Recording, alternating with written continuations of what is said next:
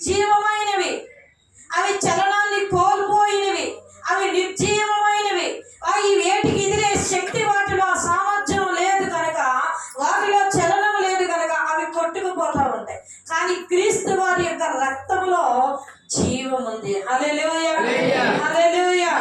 అవి ఏటికి ఎదిరీదుతూ ఉండాలి. సమస్య అంత పెద్దదైన కొద్ది నీ ఎదిరీత అంత ఎక్కువగా ప్రారంభించాలి. సమస్య ఇంత పెద్దది, నేను ఎంత ఎదిరీతున్నానని అది ఇది ఇది అని అలా కాదు. మన ప్రతి కదలిక దేవునికి మాత్రమే కనపడాలి. హల్లెలూయా, హల్లెలూయా. నీ ఎదిరీత దేవునికి మాత్రమే కనపడాలి. నువ్వు ఎంతగా సహిస్తున్నావో, ఎంతగా ఓర్చుకుంటున్నావో, నువ్వు ఎంతగా ఆ వేదనను దుఃఖాన్ని అనుభవిస్తున్నావో, అది కుటుంబం ద్వారా కావచ్చు, అది ఉద్యోగం ద్వారా కావచ్చు, అది వ్యాపారం ద్వారా కావచ్చు, అది ఆత్మీయుల ద్వారా సంఘం ద్వారా కావచ్చు. కానీ నువ్వు ఎంత ఎదిరీతున్నావో నీ ఎదిరీత నీ దేవునికి మాత్రమే కనబడాలి. హల్లెలూయా. నేను ఎంత ఎదిరీతుంటా ఉంటే, నేను ఎంత బాధపడుతుంటే నీకు అంత చులకనా అని మనం ఆ యొక్క ఎదిరీతని ఎప్పుడు ఎక్కడ బయట పెట్టకూడదు. అది కుటుంబంలో వస్తూ ఉంటాయి, కుటుంబంలో రాకుండా ఉండవు, ఏదో ఒకటి వస్తూ ఉంటుంది.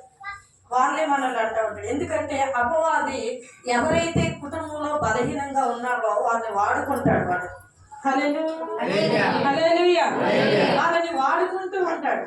ఎందుకంటే యోబు యొక్క విశ్వాసాన్ని అతను చూపించిన కొలది స్నేహితులు వాడుకున్నాడు, బంధువులు వాడుకున్నారు, చివరికి భార్యని కూడా వాడుకున్నాడు. అప్పుడు ఏమన్నాడు? మూర్ఖురాలు మాట్లాడినట్లు మాట్లాడు అని చెప్పాడు. దేవుడు ఇవ్వటమే కానీ తీసుకున్నట్టుగా ఆయనకు అర్హత లేదా అని తన భార్యని వాదించి అతడు ఏటికి ఎదిరీదేడు. హల్లెలూయా. అది ఎవరి ద్వారాగైనా రావచ్చు, సంఘం ద్వారా రావచ్చు, కుటుంబం ద్వారా రావచ్చు, ఉద్యోగం ద్వారా రావచ్చు, వ్యాపారం ద్వారా రావచ్చు, లోకంలో స్నేహితుల ద్వారా రావచ్చు, బంధువుల ద్వారా రావచ్చు. ఏదో ఒక ద్వారా ఏదో ఒక ఎదిరీత వచ్చినప్పుడు నీలో చలనం ఉంటే, నీలో జీవం ఉంటే, యేసుక్రీస్తు వారి యొక్క రక్తము నీలో పనిచేస్తూ ఉంటే ఏటికి ఎదిరీదుతూ ఉంటాం. హల్లెలూయా, హల్లెలూయా. ప్రభు వారు ఇక్కడ పౌలు గారు ఈ సంఘానికి ఏమని రాస్తున్నారు? తన్ను తాను అప్పగించుకున్నారట. చూడండి, దేవుడు నిర్దోషిగా అర్పించుకొని క్రీస్తు యొక్క రక్తము నిర్జీవ క్రియలను విడిచి జీవము గల దేవుని సేవించుటకు మీ మనసాక్షి ఎంత ఎక్కువ గలదో సేవించుటకు మీ మనసాక్షి ఎంత ఎక్కువ గలదోగా శుద్ధి చేయును. దేవుని రక్తము మన మనస్సాక్షిని శుద్ధి చేస్తూ ఉంటుంది. హల్లెలూయా, హల్లెలూయా. మనస్సాక్షి శుద్ధి ఎప్పుడు అంటే మన ఏటికి ఎదిరీదుతూ ప్రతి విషయంలో దేవుని యందు ఆనుకున్నాం. గత సంవత్సరం అంతా కూడా ఓడిపోయేమేమో, ఎదిరీతలో ఎదిరించుకోలేకపోయేమేమో. ఈ నూతన సంవత్సరంలో ప్రభు బలలో ఈ మొదటి నెలలో మనం చేయి ముంచుతున్నాం. ఎక్కడో మనం నిర్జీవంగా అయిపోయామో ఆ రక్తము మనలో ప్రోక్షింపబడి మన జీవము కలిగిన వారిగా మార్చబడాలి. హల్లెలూయా, హల్లెలూయా. మన హృదయాన్ని మనం శుద్ధి చేసుకోవాలి. ప్రభువా, నీ పరిశుద్ధ రక్తాన్ని నాపై ప్రోక్షించండి. ఇదిగో నీ బల్లలో, యేసుక్రీస్తు వారి బల్ల అంటే తెలుసు కదా, నీకు మార్లు నేను చెప్పాను. రాజుగారు భోజనానికి కూర్చున్నప్పుడు ఏం చేస్తారు? రాజు బిడ్డలను, రాజు కుటుంబాన్ని పిలుస్తాడు ఆ భోజనం బల్ల దగ్గర. నేను ఎంత చుట్టం, బంధువు ఏదైనా సరే నువ్వు పక్కన కూర్చో సీట్లో అంటారు.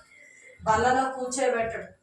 తన బంధువులు, తన కడుపున పుట్టిన బిడ్డలను మాత్రమే, తన భార్యలు, తన బిడ్డలు మాత్రమే కూర్చుంటారు రాజుగారి బల్లలో. హల్లెలూయా, హల్లెలూయా.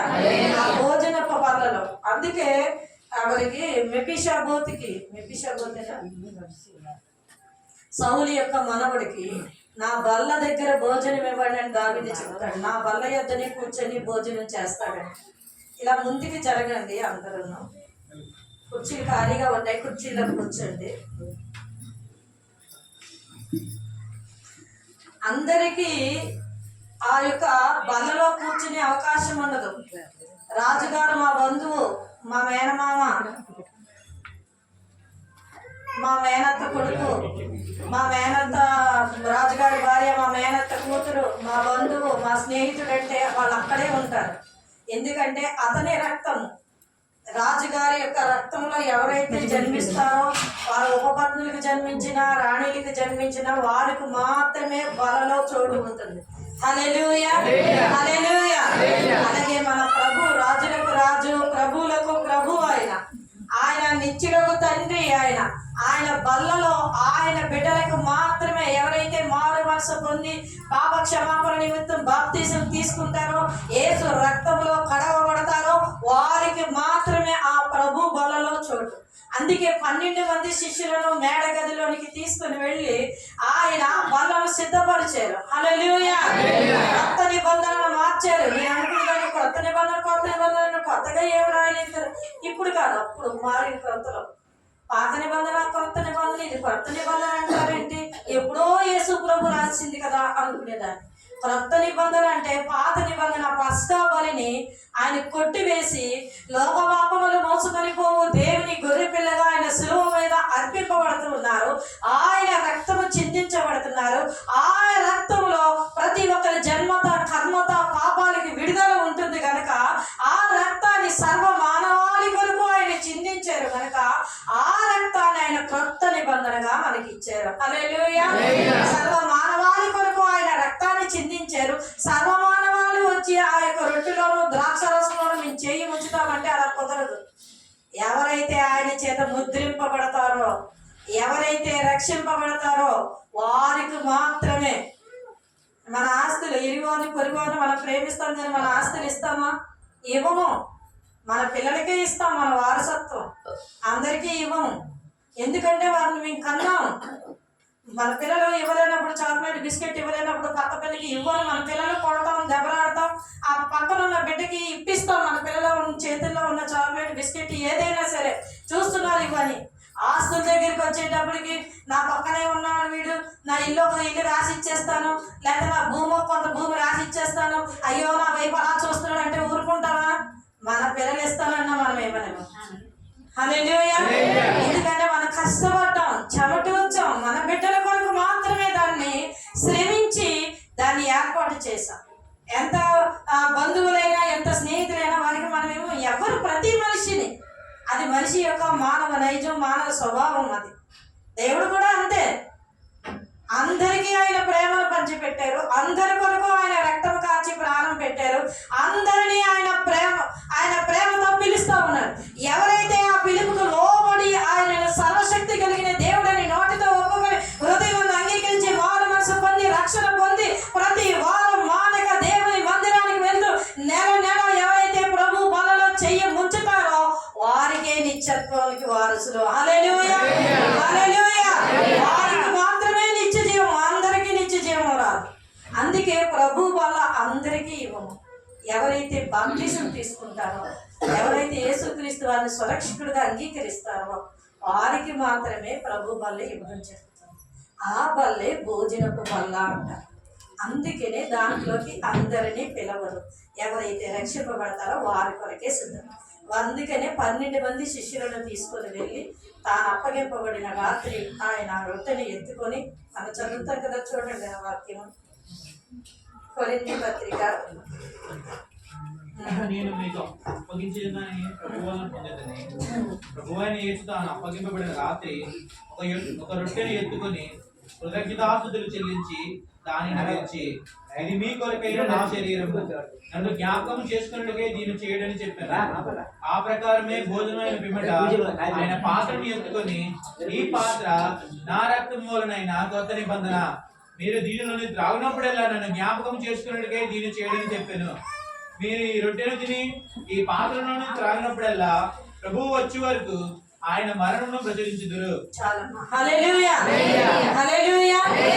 ఏమంటున్నారు? ఈ యొక్క తాను అప్పగింపబడిన రాత్రి ఒక రొట్టెను ఎత్తుకొని కృతజ్ఞతాస్తుతులు చెల్లించి, ఇది మీ కొరకైన నా శరీరము, అంటే యేసుక్రీస్తు వారి యొక్క శరీరము. అలాగే ఆయన పాత్రని ఎత్తుకొని, ఇది నా రక్తము వలన క్రొత్త నిబంధన, మీతో ఒక నిబంధనను చేస్తున్నాను. ఈ యూదులని, క్రైస్తవులని, గ్రీకు దేశస్తులని, వీరని, ఈ దేశం ఆ దేశం అని లేదు. ప్రతి ఒక్కరితో, మనిషి అనబడిన ప్రతి ఒక్కరితో నేను నిబంధన చేస్తున్నాను. ఎవరైతే ఆయన అంగీకరిస్తారో వారికి నిత్యత్వానికి వారసులు అవుతారని చెప్పి ఆయన అక్కడ ఆ రాత్రి వారితో క్రొత్త నిబంధనలు చేస్తున్నారు. హల్లెలూయా, హల్లెలూయా. క్రిస్మస్ లో ఎంతగానో ధ్యానించాం దేవుని వాక్యాన్ని. ఆయన ఎందుకు ఈ లోకానికి వచ్చారు, ఎందుకు మనమంతా ఏ సంతానం, యేసుక్రీస్తు వారు ఏ సంతానం, ఎందుకు ఆది కాలంలో దేవుడు స్త్రీ సంతానానికి నీ సంతానానికి వైరం అన్నాడు. ఇదంతా కూడా మనం ధ్యానించాం. ఆయన ఆ సమయంలో ఆయన అనేక మంది ఆయన పాత్రలుగా ఆయన వాడుకున్నారు. గొర్రెల కాపర్లు వాడుకున్నారు, మరియా యోసేపులు వాడుకున్నారు, ఎలిజబెత్ జకరియను వాడుకున్నారు, గొర్రెల కాపర్లు వాడుకున్నారు, అలాగే ఆకాశంలో కనబడే నక్షత్రాన్ని వాడుకున్నారు, జ్ఞానులను వాడుకున్నారు, దేవదూతలను వాడుకున్నారు. ఆయన భూమి మీద క్రొత్త నిబంధనను ఆయన సిద్ధపరచడం కొరకు వీరందరినీ ఆయన పాత్రలుగా వాడుకున్నారు. హల్లెలూయా. ఆయన జన్మలో కనుక మనము ప్రభువుని ఎరిగి ఉన్న మనము ఆయన రక్తములో పాలిభాగం పొందుకున్నటువంటి వారు, ఆయన శరీరంలో రక్త మాంసాల్లో పాలిభాగం పొందుతున్నటువంటి వారు. అందుకే ఆ యొక్క రొట్టి కానీ ద్రాక్షారసం కానీ వేరే వారికి ఎవరైతే మారు మనసు పొంది రక్షణ పొందుకొని అక్కడ వాక్యం చదివే ప్రకారం వారు జీవిస్తారో వారు నాకు కావాలని ముందుకు వస్తే వారికి మాత్రమే ఇవ్వబడుతుంది. నువ్వు ఎంతకాలం ఆ రొట్టె ద్రాక్షారసం తీసుకోకుండా ప్రభు బలలో చేయి ఉంచుకున్నా, నువ్వు దేవుని మందిరానికి వస్తూ వెళ్తూ వాక్యాన్ని వింటున్నాను, నేను ఇది మానేశాను అది మానేశాను అంటే పర్వాలేదు, చాక్లెట్ బిస్కెట్ లాగే నీకు భూమి మీద ఆశీర్వాదాలు దీవులు అన్నీ ఉంటాయి, కానీ నిత్యత్వంలో నీకు వారసత్వం ఉండదు. పరలోక రాజ్యంలో నీకు వారసత్వం ఉండదు. అందరితో పాటు మరి ఆ విధముగానే తీర్పులోనికి వెళ్తారు. హల్లెలూయా, హల్లెలూయా. అందుకనే మేము బాప్తీసం తీసుకోమని చెప్తాం. ఈ సంవత్సరం 3 బాప్తీసం తీసుకున్నారు. పాపం వాళ్ళిద్దరికి రేపు అబ్బాయికి ఆపరేషన్ అంటారు, ప్రార్థన చేద్దాము. అందుకే వాళ్ళు రాలేకపోయారు. బాప్తీసం తీసుకునే ఇద్దరు వచ్చారా, భార్య భర్తలు ఇద్దరు. ఆ అబ్బాయికి కళ్ళు సరిగ్గా కనిపించవు, చెవులు సరిగ్గా వినపడవు, మాట్లాడలేడు. సంవత్సర కాలం నుంచి ఆమె తిరుగుతుంది హాస్పిటల్కి. ఆ పిల్లడిని ఎత్తుకొని మోయటం వల్ల ఒక గర్భం పోయింది ఆమెకు. ఇప్పుడు మళ్ళా ప్రెగ్నెంట్. కానీ రేపు ఆపరేషన్ అని వాళ్ళు రాలేకపోతున్నామని వాళ్ళు మాకు ఫోన్ చేసి నన్ను నాన్న చెప్పి ఉన్నాను. హల్లెలూయా, హల్లెలూయా. వారి కొరకు మనం ప్రార్థిద్దాం. రేపు దినాన ఆ పిల్లడికి ఆపరేషన్ బాగా జరగాలని సంవత్సర కాలం నుంచి ఆ యొక్క గాయత్రి హాస్పిటల్కి తిరుగుతూ ఉంది. ఆమె పిల్లడికి ఇదిగో రేపు చేస్తాం, ఎల్లుండి చేస్తాం, రేపు చేస్తాం, ఎల్లుండి చేస్తాం ఇలాగే. కానీ దేవుడు రేపటి దినానికి ఆయన ద్వారాన్ని తెరిచారు. హల్లెలూయా. అందుకే మనం నమ్మాలి దేవుని. వారికి చెప్పాం దేవుని గురించి, అమ్మా ఇలా ఉంటే ఇలా దేవుడు ఆశీర్వదిస్తాడు, నువ్వు ఎన్నాళ్ళకి వచ్చి వెళ్ళినా నీకు అది జరగదు అని అన్నప్పుడు మాట నమ్మి భార్య భర్తలు ఇద్దరు వాళ్ళు ఎప్పటి నుంచో ప్రభువుని నమ్ముకున్నారు. కానీ బాప్తీసం అనేది వెనక్కి పెట్టారు. వారు బాప్తీసం తీసుకోవడానికి ముందుకు వచ్చారు. అద్భుతంగా ఇప్పటికే ఆ పిల్లడికి 50,000 రూపాయలు ఖర్చు పెట్టారు. అతని పని చూస్తే చాలా చిన్న పని, శనగల కొట్లో పని చేస్తాడు. వాళ్ళ శక్తికి మించి అక్కడ ఖర్చు పెడతా ఉన్నారు. ఆమెకు గర్భం సరిగ్గా నిలబడదు, మేనరకం వలన ఆ యొక్క జెంటిక్ అంటే ఆ యొక్క బలహీనతలు అనేవి పిల్లలకు వచ్చేస్తున్నాయని 2వ గర్భాన్ని తీసేశారు. ఆ పిల్లడి తర్వాత బాగులేదని ఇప్పుడు మళ్ళీ ప్రెగ్నెంట్. ఆవిడకి ఇప్పటికి 50,000 వరకు ఖర్చు పెట్టుకున్నాడు. అంటే ఎంత ప్రయాసపడుతున్నా ఒక బిడ్డను సంపాదించుకుంటాను. వాళ్ళ యొక్క పని చాలా తక్కువ. వాళ్ళు తింటారా, వాళ్ళు ఉంటారా, వాళ్ళ యొక్క జీవితంలో వాళ్ళు ఖర్చు పెడతారా, వాళ్ళ హాస్పిటల్కే చూసుకుంటారా. దేవుని వాక్యాన్ని వారికి చెప్పి యేసుక్రీస్తు వారు ఏమై ఉన్నారో అమ్మాయికి ఒకసారి చెప్పాను. నేను చెప్పినప్పుడు వెంటనే నమ్మి ఆ అమ్మాయి అప్పటి నుంచి సరిగ్గా దేవుని మందిరానికి వచ్చేది కాదు. వచ్చింది, దేవుడు మరి ద్వారం తెరిచారు. హల్లెలూయా, హల్లెలూయా.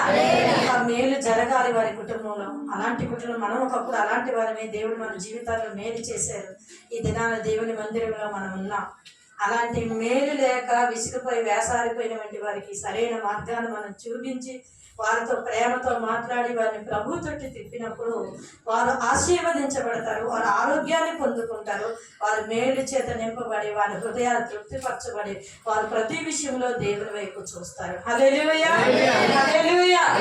ఇంకా నిన్నటి దినాన మరి మొన్నటి దినాన న్యూ ఇయర్ రోజున 3 బాప్తీసం తీసుకున్నారు. అలాగే బాప్తీసం ఇంకెవరైతే తీసుకోలేదో వాళ్ళు కూడా సిద్ధపడండి. పరలోక రాజ్యానికి వారసులుగా తయారవ్వండి. ఎంతకాలం ఉన్నా భూమి మీద ఏదో ఒకటి మనం లాగేస్తూనే ఉంటుంది. పరలోకానికి నిత్యత్వానికి వారసులు అవ్వనివ్వదు. ఆ వారసులు అవ్వడం కొరకే ఆయన కృప ఏం చేస్తాడంటే మన మీద ఉంచుతున్నారు. హల్లెలూయా. ఆయన దయ, ఆయన కనికరము, ఆయన కరుణ ఇవన్నీ కలిపితేనే కృప. అవన్నీ కలిపి ఒకేసారి నీ మీద కృపగా ఆయన కుమ్మరిస్తూ ఉన్నారు. అందుకే ఆయనకి ఎప్పుడు కూడా మనం కృతజ్ఞతాస్తుతులు చెల్లించాలి. కృతజ్ఞతాస్తుతులు చెల్లించాలి. అక్కడ వాక్యంలో ఏముందంటే నన్ను జ్ఞాపకం చేసుకున్నటికి దేనిని చేయడని ఉంది కొరింథీ పత్రికలో. అంటే ఆయన ఎందుకు రక్తం కార్చారు, ఎందుకు ప్రాణం పెట్టారు, దేని కొరకని అవి తీసుకున్నప్పుడు ఆయనను మనము జ్ఞాపకం చేసుకోవాలి. ఆయన అక్కడ మనకు ఒక ఆజ్ఞ ఇస్తున్నారు. ఏమిటి అంటే నా యొక్క చదవండి అక్కడ హెబ్రీ పత్రిక, కొరింథీయులకు రాసిన పత్రిక 11వ అధ్యాయము, 1 కొరింథీ పత్రిక 11వ అధ్యాయం చదవండి. ప్రభువైన యేసు తాను అప్పగింపబడిన రాత్రి ఒక రొట్టెని ఎత్తుకొని కృతజ్ఞతాస్తుతులు చెల్లించి దానిని విడిచి, ఇది మీ కొరకైన నా శరీరము, నన్ను జ్ఞాపకం చేసుకున్నట్టుగా నేను చెవుడని చెప్పాను. ఆ ప్రకారమే భోజనమైన పిమ్మట ఆ పాత్రను ఎత్తుకొని, ఈ పాత్ర నా రక్తం వలనైన కొత్త నిబంధన, మీరు దీనిలోని తాగినప్పుడల్లా నన్ను జ్ఞాపకం చేసుకున్నట్టుగా దీనిని చేయుడని చెప్పాడు. మీరు ఈ రొట్టెను తిని ఈ పాత్రలోనిది తాగినప్పుడల్లా ప్రభు వచ్చే వరకు ఆయన మరణము ప్రచురించుదురు. హల్లెలూయా. ఆ రొట్టెని తిని ఆ పాత్రలో త్రాగునప్పుడల్లా ఆయన వచ్చేంత వరకు, అంటే ఆయన రెండవ రాకడలో ఆయన వచ్చేంత వరకైనా మనం వెళ్ళేంత వరకైనా ఆయన మరణాన్ని ఏం చేయాలి? ప్రచురించాలి. యేసుక్రీస్తు వారు మనకు చెప్తున్న మాట. అంటే ఆయన జనన, మరణ, పునరుద్ధాన, రాకడలను మనం ప్రచురించాలి అంటే సువార్తను ప్రకటించాలి. సువార్తను ప్రకటించాలి అంటే ప్రభు నామానికి అనేక మందికి తెలియలేనటువంటి వారికి ఆ మాటలను తెలియచేయాలి. దాని కొరకే అది అడ్డాలనే అనేక విధాలుగా దుష్టుడు అడ్డుపడతా ఉన్నాడు. కానీ దేవుడు మాత్రం తన చిత్తాన్ని జరిగిస్తూనే ఉన్నాడు. హల్లెలూయా. దీని మీద యేసుక్రీస్తు వారికి ఇష్టమైన పని అంటూ ఏదైనా ఉందా అంటే అది సువార్త. ఆ సువార్త ప్రతి ఒక్కరిని కూడా చేయాలి. ఆ భారాన్ని దేవుడు మనకి ఇచ్చారు. ప్రభు బల తీసుకుంటున్న మనకి ఆ భారాన్ని ఇచ్చారు. ఆ రక్షణ భాగ్యాన్ని మనం పొందుకున్న ఆ రక్షణ భాగ్యాన్ని ఇతరులకు ప్రచురపరచాలి, ఇతరులకు ప్రకటించాలి. చూడండి, వాళ్ళు శ్రమలో ఉన్నారు, వారికి రక్షణ సువార్తను అందించారు. వారు ప్రభు తట్టు తిరిగారు. ఇప్పుడు ఆ బిడ్డడికి ఆపరేషన్ అవుతుంది. సంవత్సర కాలం పడ్డ వేదన అంతా కూడా గొప్ప సంతోషంగా వారికి మారింది. హల్లెలూయా. ఆ కుటుంబం మనశ్శాంతితో కట్టబడింది.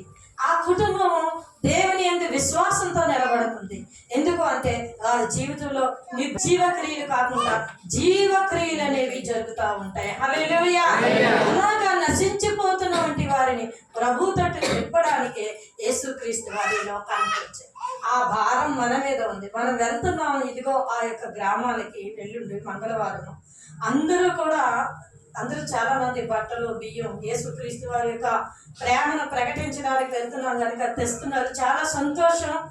గత 5 సంవత్సరాలు బట్టి మనం చేస్తున్నాం. ఇది 6వ సంవత్సరం. ఇది చాలా సంతోషము. ఇలాంటివి ఇంకా అనేకమైనవి జరగాలి. మన ద్వారాగే జరగాలి. మేమే పట్టుకెళ్ళాలి, మేమే చేయాలన్నది మన స్వార్థం. అది అందరి ద్వారా జరగాలని మనం ప్రార్థన చేయాలి. హల్లెలూయా. మన ద్వారా జరిగితే మనం కొంతవరకే వెళ్తాం. ఆయా దిక్కులను అందరూ చేస్తే అన్ని విధాల ఆ యొక్క జీవం వెళ్తుంది. అందరూ రక్షింపబడతారు. హల్లెలూయా. దేవుని కార్యం జరుగుతుంది. దానికి మనం ఏం చేయాలంటే సమయానికి రావాలి. మొదట హల్లెలూయా. సమయానికి రావాలి. అక్కడ ఏమున్నా ఏమి లేకపోయినా, వసతులు మనకి సరిగ్గా లేకపోయినా, తినడానికి ఆహారం తక్కువైనా మనం ఏం చేయాలంటే నేను ఇంటికాడ అలాగా రాజులాగా రాణిలాగా ఉండేదాన్ని, నాకేంటి ఇక్కడ కింద నేల పడుకోవడం, ఈ భోజనం బాగులేదు, ఇలాంటివి మనం ఎప్పుడు కూడా అనుకోకూడదు. హల్లెలూయా. మనం అనుకోలేదు ఎంతవరకు. కానీ మరలా చెప్తా ఉన్నాను, ఇది నా బాధ్యత అనుకోకూడదు. నువ్వు దేని కొరకు వెళ్తున్నావు? రాజులాగా రాణిలాగా ఎక్కడో బ్రతకడానికి వెళ్ళటం లేదు. నువ్వు జీవం కలిగిన దేవుని మాటలు ప్రకటించడానికి వెళ్తున్నావు. దేవుని పనిని చేయటానికి వెళ్తున్నావు. నీ రాజాని కానీ నీ రాణి కానీ అక్కడ చూపించుకోవటానికి వెళ్ళను. కనుక నువ్వు తగ్గిపోవాలి. ఏమున్నా ఏమి లేకపోయినా, సరిగ్గా నిద్రపోకపోయినా. ఒక అతను అంట, మేము మారిన కొత్తలో విన్నాను. కొత్తగా ఆ పాస్టర్ గారు, ఆయన ఎవరో గొప్ప దైవజనుడు, పేరది నాకు గుర్తులేదు, కానీ నాకు ఎప్పుడు ఆ మాటను పెట్టి నేను ఏదైనా ముందుకు వెళ్తాను. కొత్తగా వివాహం అయిందంట. ఆ భార్య అన్నదట, ఏంటి వెళ్ళి మటన్ షాప్కి వెళ్ళి మటన్ తీసుకురండి అన్నదట. మటన్ తీసుకురండి అంటే మటన్ షాప్కి వెళ్ళిన అతను భార్యకి మటన్ తెచ్చి ఇవ్వాల్సిన అతను 6 నెలలు వెళ్ళిపోయాడంట. హల్లెలూయా. సువార్తను ప్రకటించుకుంటూ యేసే దేవుడు, ఆయనే రక్షకుడు, ఆయనే శక్తిమంతుడని 6 నెలలు అయిన తర్వాత అప్పుడు గుర్తుకొచ్చిందంట అతనికి, నాకు వివాహం అయ్యింది, నా భార్య నా కోసం మటన్ కొరకు ఎదురు చూస్తుందని ఆ సేవకుడికి. చూసారా ఎంత గొప్ప త్యాగము. అదే మనకి వివాహమైన మన పిల్లలకి ఏదని చెప్పండి, నేను ఇప్పుడే పెళ్లి చేసుకున్నాను, అప్పుడే నాకు ఇది చేయమని చెప్తావా? నేను ఇప్పుడే కొత్త పెళ్లి కొడుకుని కొత్త పెళ్లి కూతురు నాకు అప్పుడే ఇది చేయమని చెప్తారా అంటారు. కానీ ఆ దినాల్లో వారి శరీర సుఖాన్ని కానీ సౌఖ్యాన్ని కానీ చూసుకోకుండా ఆ రక్షణ సువార్తను ప్రకటించారు కనుకనే ఈ దినాల్లో మనం దేవునికి తెలుసుకుని ఉన్నాం. హల్లెలూయా. చూసారా 6 నెలలు మర్చిపోయాడు, వివాహమైన సంగతే మర్చిపోయాడంటే ఇంకా ఆయనకి ఏం గుర్తుంటుంది అతనికి? అతని హృదయం నిండా దేవుడు కొలువైపోయి ఉన్నాడు. అంతరంగ నరాల్లోనికి ప్రభువారు వెళ్ళిపోయారు. తలంపుల్లో ఆలోచనలో దేవుడే, యేసే రక్షకుడు, ప్రజలకి నశించుచున్నటువంటి వారికి మాటలు అందించాలి అన్న ఉద్దేశాలు అతనిలోనికి వెళ్ళిపోయాయి. ఏం తింటున్నాడో, ఏం త్రాగుతున్నాడో, ఎక్కడ నిద్రపోతున్నాడో, ఎక్కడ సరైన వస్త్రాలు కట్టుకున్నాడో అవేవి కూడా అతనికి గుర్తులేవు. రక్షణ సువార్తను ప్రకటించాలి, రక్షణ ప్రతి ఒక్కరికి అందించాలి అన్న త్యాగము అతని హృదయంలో ఉంది కనుకే సుఖభోగాల మీద అతనికి మనసు లేదు. హల్లెలూయా. దేవుడు మనల్ని అలా చేయమనలేదు, మీరు అన్ని చూసుకోండి, కానీ నా పని కొంతైనా జరిగించండి. మనమైతే ఏం చేస్తామంటే, అబ్బా ఏ సువార్తకు వచ్చాం, చలి ఎక్కువ, అబ్బా స్నానానికి సరైన వసతులు లేవు, అబ్బా సరిగ్గా భోజనం లేదు, ఉప్పు లేదు, కారం లేదు, సరిగ్గా తినలేకపోతున్నాం, అబ్బాబ్బా చలేసేస్తుంది, ఇలాంటివి మన మనసులోకి వస్తాం. అంటే మనం దేన్ని చూస్తున్నాం? మన నరనరాల్లో ఏది ఉంది? మన ఆరోగ్యం ఉంది, మన సుఖభోగం ఉంది. మనం ఇంటి దగ్గర ఎప్పుడూ అవి చేస్తున్నాం. హల్లెలూయా. నేను దేవుని పనిని చేస్తున్నానని హృదయపూర్వకంగా మనం అనుకుని వస్తే అవేవి కూడా మన మీద ఏలుబడి చేయి. బయట తీసుకెళ్ళి